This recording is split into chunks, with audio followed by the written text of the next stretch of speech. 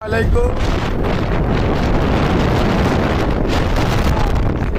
এখন যাইতেছি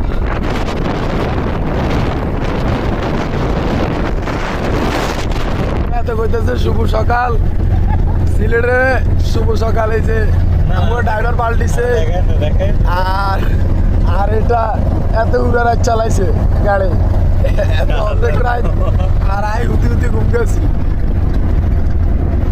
সবাই আমাদের জন্য দোয়া করবেন। আবার রতন নিখিল আসলে দেখা হবে আর তাদের পাখি লাগে আমাদের সাথে যোগাযোগ করতে পারেন। রতনের খিলের পাখি এখন সিলেটে বাসা থাকবে।